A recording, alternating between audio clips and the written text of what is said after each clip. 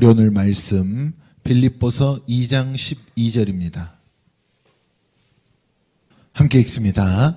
그러므로 나의 사랑하는 자들아, 너희가 나 있을 때뿐 아니라 더욱 지금 나 없을 때에도 항상 복종하여 두렵고 떨림으로 너희 구원을 이루라.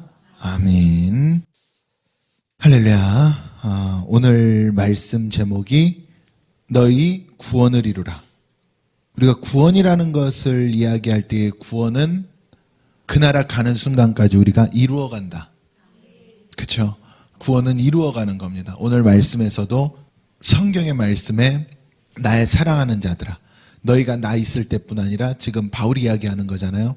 지금 나 없을 때에도 두렵고 떨림으로 너희 구원을 이루어라. 그러니까 이 구원이라는 것이 우리가 제가 항상 말씀드리면 원리적으로는 하나님의 선물이잖아요. 그렇죠? 성경에 기록된 바 구원은 우리의 의가 아니라 예수 공로를 통한 하나님의 의. 그래서 하나님께 의롭다 하심을 얻는 건 내 공로가 아닌 거예요. 그러니까 내가 뭐 열심히 믿고 덜 믿고 내가 신앙생활 잘하고 못하고의 문제로 내게 구원이 임한다는 것은 원리적으로 맞지 않습니다.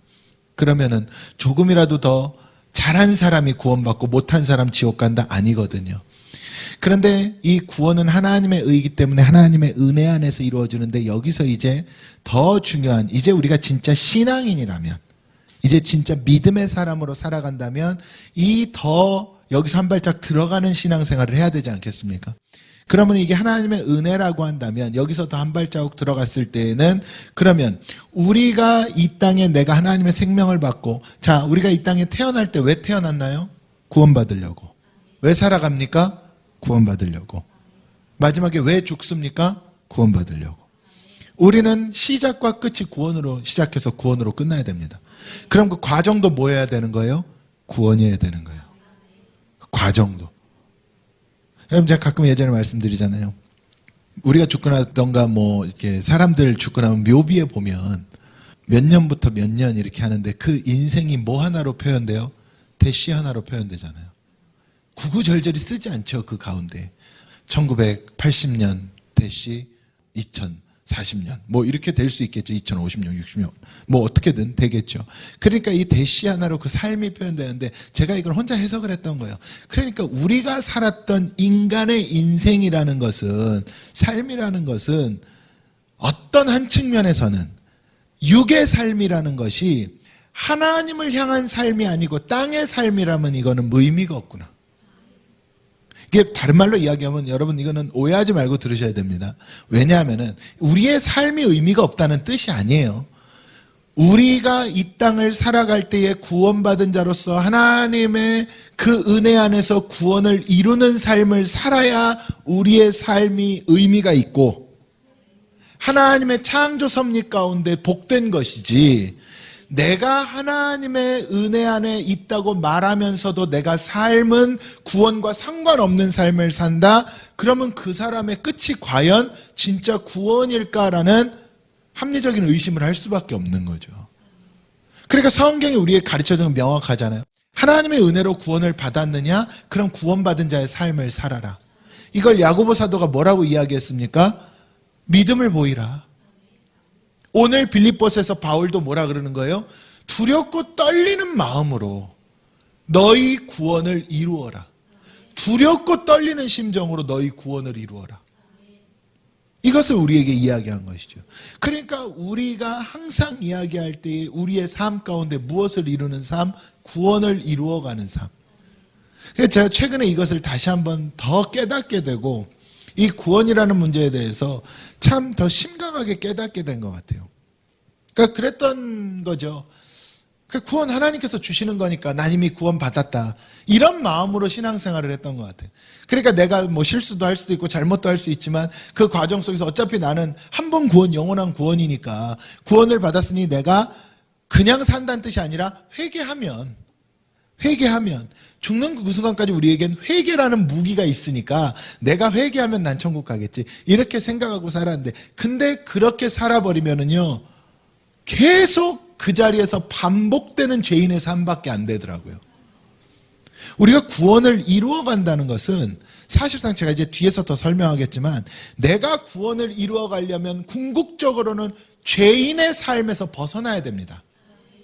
우리는 죄인이지만 모든 사람이 죄를 범하였음에 하나님의 영광에 이를 수 없는 죄인이지만 그럼에도 불구하고 내가 구원받은 자로서 살아가고 그 나라에 들어간다는 것은 그 죄의 문제를 벗어내는 거예요. 씻어내는 거예요. 죄인의 삶에서 벗어나서 의인의 삶으로 바뀌어져야 된다는 이야기죠. 여전히 계속해서 내가 예수를 만났다고 함에도 불구하고 우리가 입술로는 성령 받았다고 함에도 불구하고 내가 죄인된 모습을 반복한다면 그건 성령도 아니고 은혜도 아닙니다. 그냥 여전히 육체에 갇혀있는 죄인일 뿐인 거죠. 근데 이 모습으로는 어디 가겠어요? 지옥 가잖아요. 이 모습은 지옥 가잖아요. 그러니까 제가 생각을 했던 거예요. 야, 이게 무서운 거구나. 그냥 하나님 구원 준다라는 그것 때문에, 그 막연한 생각 때문에 우리가 삶을, 지옥 가는 삶을 살 수도 있겠구나. 그럼 이건 여러분 이해하셔야 되는 게 나의 삶의 행위가 나를 지옥으로 이끈다는 뜻이 아니에요. 구원받은 사람이라면 그 사람은 반드시 무슨 삶을 살게 되어 있다? 구원을 이루는 삶을 살게 되어 있다. 오늘 바울이 그걸 이야기하는 겁니다. 나의 사랑하는 자들아, 너희가 나 있을 때뿐만 아니라 내가 설사 없더라도 항상 복종해라. 어디에? 말씀 가운데, 하나님 앞에. 그리고 두렵고 떨림으로 너희의 구원을 이루어라. 그러면 이게 곧 무슨 삶이라는 뜻이에요? 구원받은 사람의 삶이라는 뜻이죠. 근데 수많은 사람들이 내가 구원받았다, 나 예수 믿는다 하면서 삶은 무슨 삶을 삽니까? 세상의 삶을 그대로 똑같이 살아버리잖아요. 세상의 삶, 지옥의 삶을 살아버리잖아요. 여러분, 우리가 이러잖아요. 내가 믿음이 있다고 하는 사람 말고 믿음 없다고 하는 사람들 세상에 많죠. 그러나 우리가 세상에 나가면 동일합니다. 같은 직장에 있을 수도 있고 같은 현장에 있을 수도 있단 말이에요. 그런데 그렇게 할 때에 그 사람들과 우리를 봤을 때 우리는 그 사람들 보고 뭐라고 생각하냐면은, 아, 저 사람들 예수 안 믿으면 지옥 갈 텐데, 이렇게 생각한단 말이죠. 근데 정작 내가 이 삶 가운데서 뿐만 아니라 내가 살아가는 모습을 보면 나도 동일하게 살아가고 있거든요. 나도 동일하게 살아가고 있다고. 그러면서 나는 속으로 뭐라 그래? 나는 천국 가지만 저 사람 못 가네. 내가 혼자 스스로 판단하고 있는 거예요. 그러니까 하나님이 뭐라 그러는 거예요? 아니야, 그거 아니야. 네가 구원받았다는 믿음이 있다면, 그게 진짜 믿음이라면 너는 그 믿음을 보이는 삶을 살아라. 이게 야고보 사도가 한 이야기잖아요. 네 믿음을 보여라. 나도 믿음을 보일게. 근데 그나마 야고보 사도는 믿음이 있다는 자들끼리의 대화예요. 우리도 믿음이 있다는 자들 아닙니까? 믿음을 보이라. 이게 우리에게 가장 중요한 문제예요. 그러니까 구원을 이루어 간다는 것은 어떤 측면에서 믿음을 보이는 거예요. 내 믿음을 보이는 것. 여러분, 구원이라는 문제가 그래서 쉬운 게 아니더라고. 여러분, 마태복음 7장에 보면 이런 말씀 나오잖아요. 그날에 많은 사람이 이르러 주여 주여 우리가 주의 이름으로 선지자 노릇하며 주의 이름으로 귀신을 쫓아내며 주의 이름으로 많은 권능을 행하지 아니하였나이까. 여러분, 선지자라고 하면 오늘로 말하면 목사님이라고 볼 수도 있겠고, 말씀을 전하는 자잖아요. 그리고 주의 이름으로 귀신도 쫓았대. 제가 금요일날도 한번 설교했던 것 같은데, 여러분 귀신 쫓습니까? 이 땅에 믿는다고 하는 사람 중에 귀신 쫓는 능력 있는 사람 몇이나 됩니까? 주의 이름으로 많은 권능을 행했다는데 이 권능을 행하는 사람이 많아요, 적어요?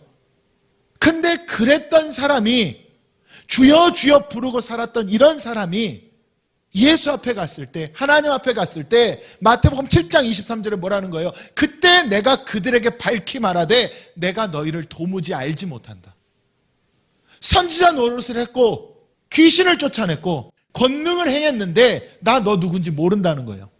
오늘 우리에게 적용시키면 내가 신앙생활 열심히 했고 말씀도 잘 들었고 또는 목회자라면 말씀도 선포했고 전도도 했고 선교도 했고 또 성경 공부도 했고 거기다 심지어 한 발 더 나아가서 귀신도 쫓아냈고 능력도 행했고 병든 자도 치유했고 온갖 은사를 행하며 살았는데 방언도 하고 통변도 했는데, 근데 마지막 의기양양한 모습으로 주여 하고 앞에 갔더니 너를 도무지 난 모르겠다 라고 했다는 거예요.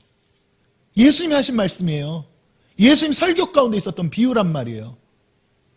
그러면서 이렇게 말씀하시는 거죠. 불법을 행하는 자들아, 불법을 행하는 자들아, 내게서 떠나가라. 그런데 마태복음 7장 읽어보신 분들 알 겁니다. 이 바로 앞에 무슨 말씀 나오는 줄 아세요? 그들의 열매로서 그들을 알리라 그래요. 너희가 이 땅을 살아가는 데 있어서 구원의 모습을 이루지 못하는 삶을 산다면 그럼 너희는 아무리 놀라운 능력을 행했다 할지라도 불법이라는 거예요. 이 불법은 여러 가지로 해석될 수 있습니다. 제가 오늘 또 그걸 할 건데 우리는 불법자가 되면 안 되잖아요. 그럼 어디 간다는 이야기예요? 지옥 간다는 이야기잖아요.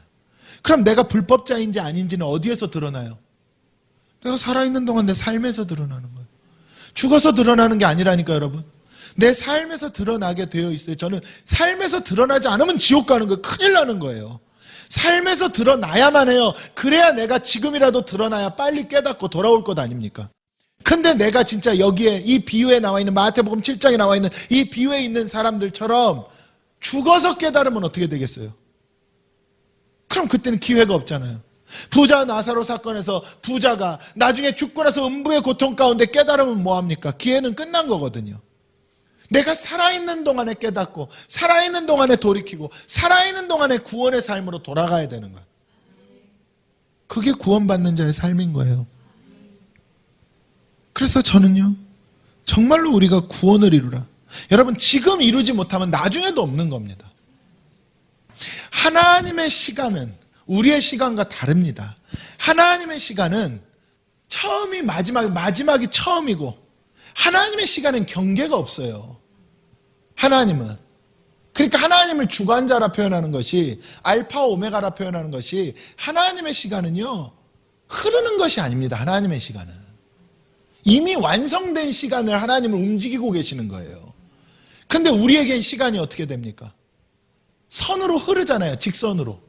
우리의 시간은 일직선이에요. 조금만 지나가도 뒤로 돌아갑니까? 못 돌아갑니까? 못 돌아가잖아요. 그래서 그러한 측면에서 봤을 때 하나님의 입장에서는 구원 백성과 구원의 숫자와 구원이라는 것과 천국이라는 것이 이미 완성인 거예요. 하나님의 입장에서는. 하나님 전지전능하니까 이건 우리가 감히 이해할 수도 없고 상상할 수도 없는 거죠. 우리에겐 없는 개념이니까. 우리는 뭔가를 해야, 지나가야, 그때가 돼야 되잖아요. 근데 이건 우리에게 없는 개념인 거예요. 근데 하나님께 있는 개념인 겁니다. 그러니까 이 비밀은 어디에 가야 풀어져? 천국 가야 그랬구나 하고 풀어지는 거예요. 그런데 지금 우리에게는 선이란 말이에요. 우리의 시간은. 지금도 흐르고 있잖아요. 그럼 우리는 이 시간을 구원을 이루는 시간으로 살아야 구원받는다니까요. 이거를 가지고 행위구원론이라 그러면 안 되는 거예요.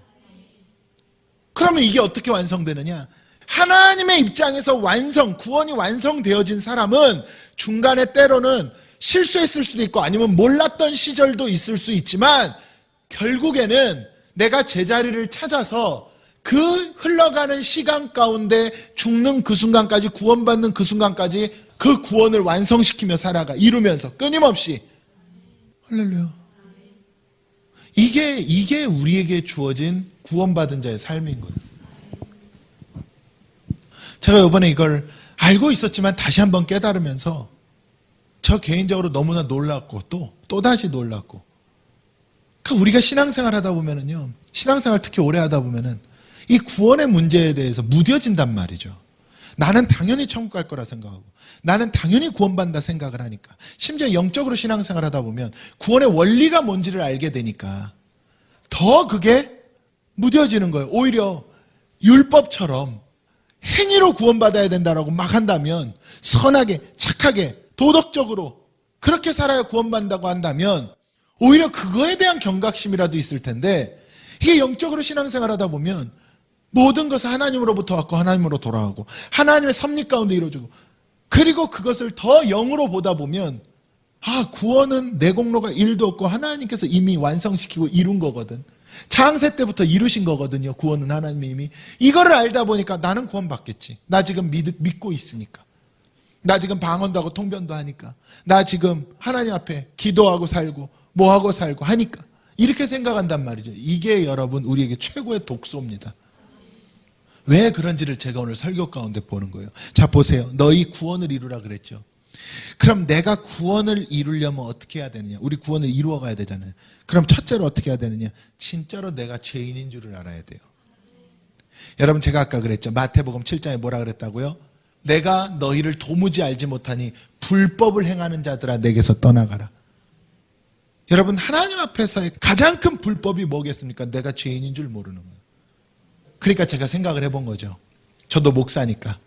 목사로서 그래도 하나님께서 은사라는 것을 좀 주셔서 그래도 영적으로 목회를 하고 있으니까 얼마나 감사한 일입니까? 그러니 만약에 제가 그러는 거예요.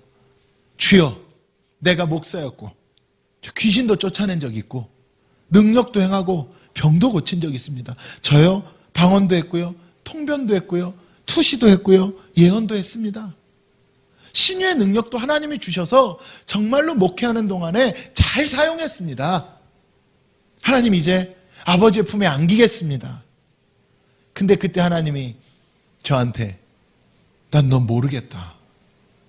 왜 저를 모릅니까? 네가 불법을 행했다. 제가 무슨 불법을 행했습니까? 제가 일생을 목사로 살면서 목회만 하고 교인들만 보고 성경만 보고 살아갔는데 제가 어떤 불법을 행했습니까? 그때 하나님 그러신다는 거죠. 너는 네가 죄인인 줄을 몰랐다. 무슨 소리입니까? 하나님, 제가 얼마나 많이 설교했습니까? 제가 얼마나 많이 회개에 대한 말씀을 전했습니까? 여기서 나타나는 거죠. 여러분, 내가 죄인인 줄을 안다는 건 입술로 회개한다는 뜻이 아니에요. 내가 죄인인 줄을 알면은 어떤 문제, 어떤 사람, 어떤 관계 앞에서도 내가 무릎 꿇습니다. 어떤 환경과 어떤 상황 속에서도 나로 인한 일이라는 것을 깨달아. 그 많은 사람들이 어떤 상황 속에서 이건 내가 뭘 그렇게 잘못했냐 그러잖아요. 내가 뭐 잘못했어 이러잖아요. 이건 네가 틀렸지. 이게 우리 일반적인 모습이잖아요. 그러니까 목사인 저도 마찬가지더라고요. 아, 이건 진짜 잘못됐다. 뭐 했다. 야, 저 사람은 진짜 아니다. 이걸 나 혼자 하고 있더라는 거죠. 그건 내가 죄인인 줄을 모른다는 이야기예요. 내가 죄인인 줄을 알면 모든 것이 거울되거든요. 모든 것이 거울될 수밖에 없어요. 누구의 탓도 아니에요. 누구 탓이 어디 있습니까? 내 탓이지. 누구 탓 없어요, 여러분. 저 지금 복음을 이야기하는 겁니다. 복음. 누구 탓이 어디 있겠어요? 내 탓이지. 여러분, 내가 죄인인 줄을 진실로 깨닫는 사람들은요, 어떤 원인을 찾고자 하지 않아요. 원인이 중요한 게 아니에요. 죄인된 나를 보는 거죠. 그 상황 가운데서. 그 많은 사람들이 내가 뭘 잘못했냐. 여러분, 살아있는 것 자체가 죄입니다. 사실은요. 왜? 이 죄악된 세상 가운데 살아가는 것 자체가 내가 죄에서 멀어질 수가 없다니까. 요번에 다시 한번 이렇게 깨달으면서 여러분, 그래도 저 목회자잖아요. 목회를 15년째 하고 있는데 무슨 죄를 지어봤자 얼마나 지었겠습니까, 여러분? 제가 뭐 어디 가서 사기를 쳤겠습니까? 아니면 어디 가서 무슨 도둑질을 했겠습니까? 아니면 누구 눈에 피눈물 나게 했겠습니까? 뭐 얼마나 큰 죄를 지었겠어? 아니면 누굴 때리기를 했겠습니까? 아니면 어디서 살인을 저질렀겠습니까? 범죄 이력도 없습니다. 근데 살아있는 것 자체가 죄라는 이야기죠. 알고 있었던 이야기인데 다시 좀 최근에 깨달아졌던 것 같아요. 그 부분이.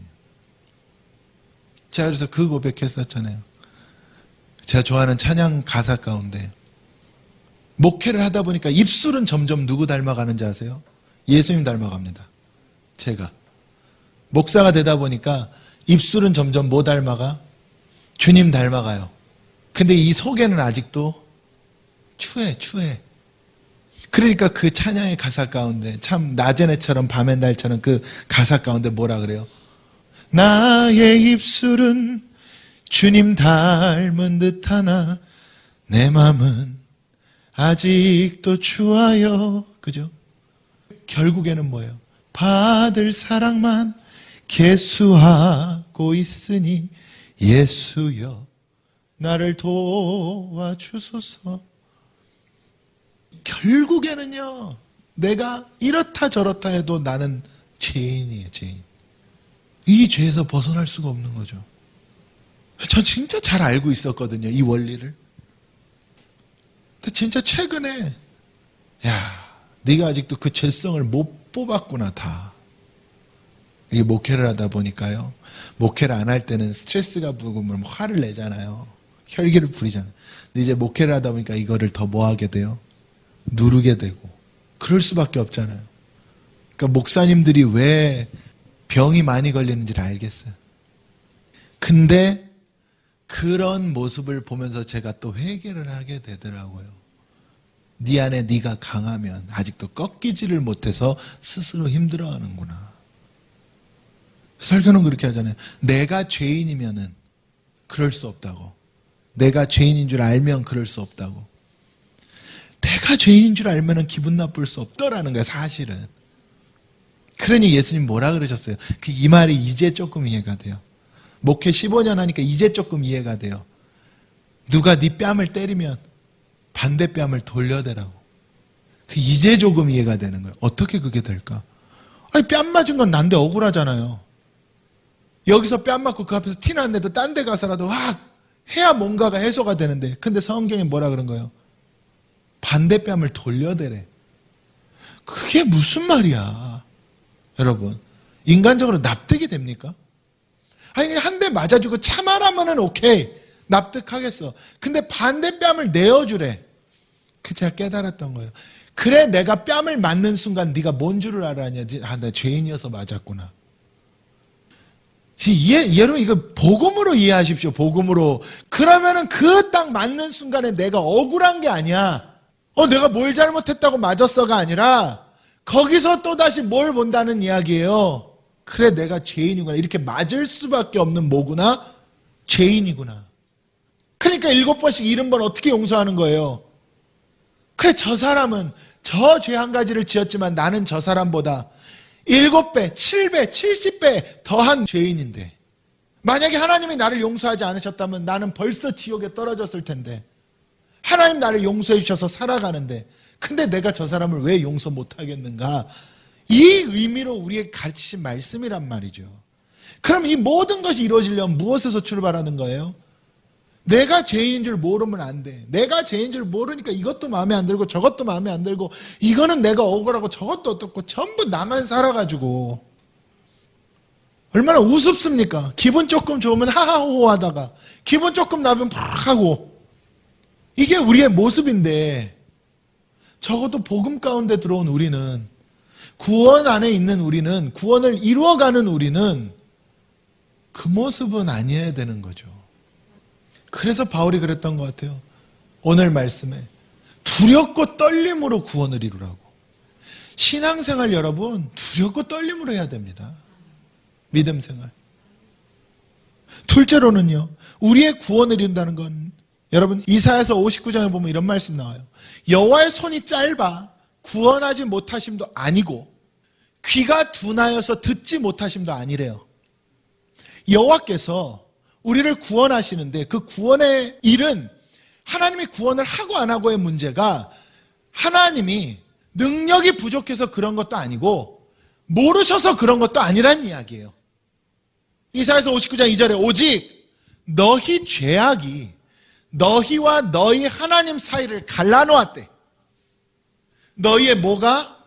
죄악이 너희와 하나님 사이를 갈라놓았고 너희의 죄가 그의 얼굴을 가렸답니다. 하나님이 우리를 안 보려고 한 게 아니라 내 죄가 하나님의 낯을 가렸대. 하나님 못 보는 게 아니에요. 내 죄가. 그리고 너희에게서 듣지 않으시게 했대. 뭐가? 죄가. 여러분, 이 죄를 그래서 어떻게 하라는 이야기예요? 없애야 됩니다. 제가 아까 그랬죠. 모든 사람 죄를 범하였음에. 맞죠? 그래서 우리가 없앨 수 없는 죄가 있었어. 그게 뭐예요? 원죄입니다. 이 죄를 누구를 통해서 해결해 줬어요? 예수. 그래서 예수님 십자가 지신 것 아닙니까? 그리고 이제는 공이 우리에게 넘어온 거예요. 이제 우리가 원죄가 해결되어진 우리는 이 땅을 살아가는 데 있어서 내게 지어지는 모든 소위 말하는 자범죄라 표현되어지는 내가 육신을 가지고 짓는 죄들, 원죄는 영적인 죄잖아요. 우리에게 이제 죄라는 것은 육신을 가지고 짓는 죄들, 그 죄들은 이제 공이 우리에게 넘어와서 누가 해결해라? 네가 해결해라. 육체를 허락했으니 네 육체의 문제는 네가 해결해라. 물론 네가 연약한 것도 알고 나약한 것도 알아. 왜? 이 땅의 권세를 잡고 있는 사탄 마귀 귀신의 권세가 너희를 공격하니까. 그런데 그것을 싸워라. 싸워라. 싸워라. 그래서 히브리서 12장에 너희가 죄와 싸우되 아직 피 흘리기까지는 대항하지 않고 있다는 거예요. 너희가 죄랑 싸우긴 싸운데, 여러분 믿음 있는 사람들, 교회 다니는 사람들, 나 신앙인이야 라고 말하는 사람들, 나 예수 믿어 라고 말하는 사람들 죄와 싸웁니다. 죄와 안 싸우고 괜찮아 하면 그건 이단이에요. 전부 죄와 싸웁니다. 죄 안 지려고 하고, 기도하려고 하고, 잘못했으면 회개하려고 하고, 말씀대로 살려고 하고, 순종하려고 하고, 사랑하려고 하고, 미워하지 않으려고 합니다. 맞죠? 근데 거기서 끝나요. 할 만큼만 합니다. 할 만큼만. 마음 내키는 만큼만 합니다. 용서하라. 용서합니다. 누구한테만? 마음 내키는 사람한테만 합니다. 내가 이해될 때만 합니다. 내가 인정되면 합니다. 맞아요, 틀려요? 아니라고 할 수 없는 거죠. 맞잖아요. 저도 그렇고 여러분들도 맞잖아요. 조금 더 나아가서 한다는 행동이 아유 말을 말자, 아유 안 보고 말자, 그건 복음 아니거든요. 오히려 더한 교만입니다. 죄와 싸운다는 것은 피 흘리기까지 싸우라는 이야기예요. 피 흘리기까지는 죽으라는 이야기입니다. 여러분, 예수님이 구원을 이루기 위해서 뭐 하셨어요? 피 흘리셨죠. 이걸 뭐라 그래요? 우리는 십자가라 그럽니다. 그리고 그 십자가를 뭐라 그래요? 예수 그리스도의 죽음이라 그러죠. 그곳에서 부활의 역사가 일어났잖아요. 우리의 구원의 역사와 우리에게 동일한 겁니다. 죄와 싸울 때 피 흘리기까지 싸워라. 너도 십자가 못 박히라는 이야기거든요. 이 피 흘림으로 내가 죽어져야 된다는 이야기예요. 근데 우리는 나 힘든 거 싫고, 나 아픈 거 싫고, 나 건드린 건 싫어. 할 만한 상황, 편안한 상황에서는 누구나 다 합니다. 그래서 제가 그랬죠. 우리의 믿음은 어디에서 본질을 드러낸다고요? 민낯을 드러낸다고. 극한의 상황에 가야 민낯이 나옵니다. 좋을 때는요, 다 성인이에요. 다 성인. 여러분, 신앙생활이 뭡니까? 내가 죄를 이기려고 피 흘리는 게 신앙생활이에요. 조금 더 직설적으로 말하면 죄 안 지으려고 피 흘리는 게 신앙생활이에요. 근데 우리는 그동안, 저도 그랬지만 어떻게 살아? 죄를 지어도 아이고 주님 내 연약해서 죄 지었습니다. 회개하면 되겠지. 회개하면 됩니다. 맞아요.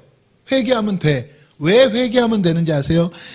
하나님은 우리에게 죄의 크기나 깊이, 양을 따지는 분이 아니거든요. 그래서 회개하면 하나님은 어떤 죄도 눈과 같이 희게 합니다.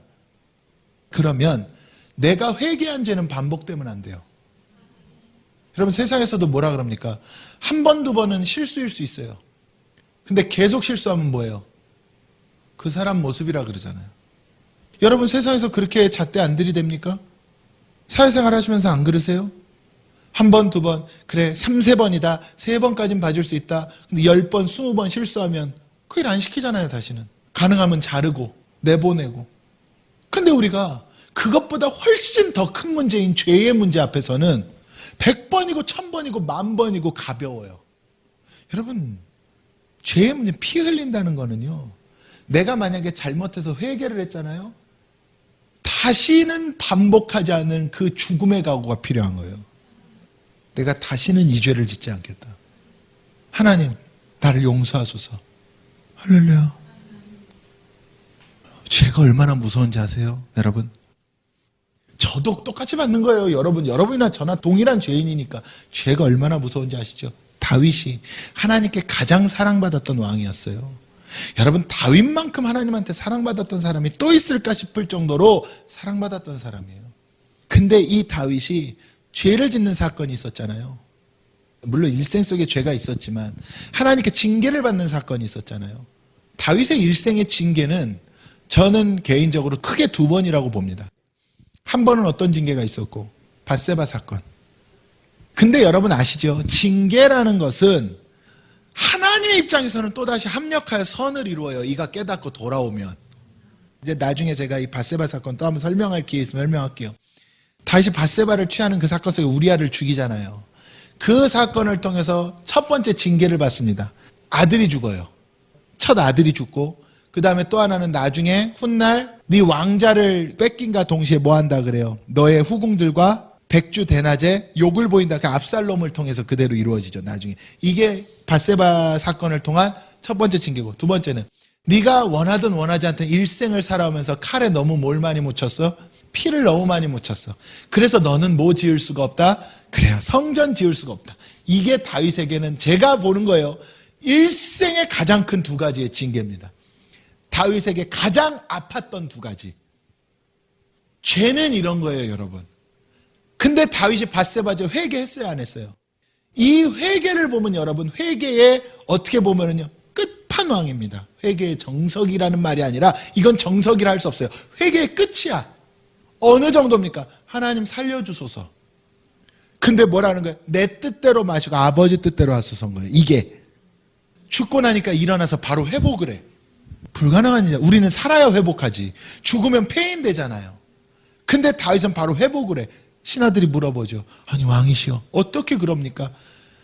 살아있을 때는 내가 하나님께 기도하고 간구하지만 이미 데려갔다면 그게 누구의 뜻이다? 하나님 뜻이다. 그럼 내가 이제 그만 매달려야 되지 않겠냐? 이야, 기가 막히죠. 그러면서 다윗이 기도했던 내용을 시편에 기록해놨는데 뭐라 그래요? 아들 살려주세서의 기도가 아니더라고. 내 아들 살려주세요의 기도가 아니에요. 무슨 기도예요? 나를 회복시키소서 하나. 이 죄 가운데 빠진 나를 회복시키소서. 정결한 마음을 회복시키시고 주의 성령을 내게서 거두지 마시고 정직한 영을 회복시키시고 다시 일으켜달라는 이야기 아닙니까? 너무나 놀라운 회개를 한 거예요. 근데요, 하나님 용서했어요, 안 했어요? 했어요. 그런데도 아들은 죽었습니다. 이게 죄예요. 지금 이해되십니까, 여러분? 이게 죄입니다. 죄는 반드시 결과를 낳고 반드시 후유증을 만들어냅니다. 이게 죄예요. 그래서 이 죄가 내게 결과를 내기 전에 피 흘리기까지 싸우라는 이야기입니다. 물론 회개하면은 하나님께서 용서하십니다. 그게 하나님과 우리의 관계예요. 근데 그것에는 대가가 따르고 하나님이 날 용서하신다는 건 여러분 아들로서 포기하지 않으신다는 용서지 모든 것을 없던 일로 만들어준다는 뜻이 아닙니다, 여러분. 이거를 제가 최근에 다시 한번 깨달으니까 두렵고 떨리기 시작한 거예요, 다시. 처음에 분명히 목회 시작할 때 너무 두렵고 떨렸거든요. 세월 속에 좀 무뎌졌나 봐요. 그래서 여러분 죄를 이겨야만, 아까 우리가 이사야서에 본 것처럼 하나님과 우리 사이를 막았어, 죄가. 그럼 응답이 없대요. 죄의 문제가 해결돼야 응답이 있다는 거예요. 할렐루야. 저는 이 역사가 우리에게 있길 바랍니다. 오늘 설교 총 4대지거든요. 2대지는 제가 다음 주에 이어서 할게요. 이게 너무 길어요. 이거 설명하려면 끝도 없습니다. 오늘 2가지 얘기했습니다, 제가. 구원을 이루어가라. 구원을 이루어간다는 첫째로 내가 뭔 줄을 철저히 깨닫고 죄인인 줄을 철저히 깨달아야 돼. 그럼 죄인인 줄을 깨닫는 건 여러분 그냥 나 죄인입니다가 아니에요. 내가 죄인인 줄을 깨닫는다면요, 그 어떤 상황, 환경, 관계 어디에서도 원망도 불평도 나올 수가 없어요. 없습니다, 여러분. 없어요. 그리고 2번째로는 피 흘리기까지 싸우십시오. 무엇과? 죄와.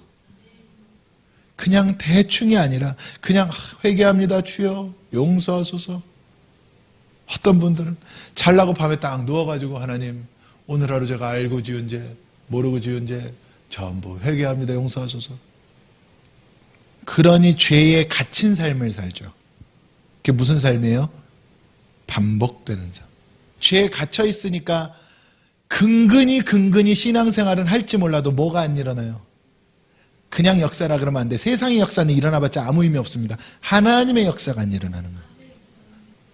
저는 이러한 은혜가 우리에게 있기를 주님의 이름으로 축원합니다.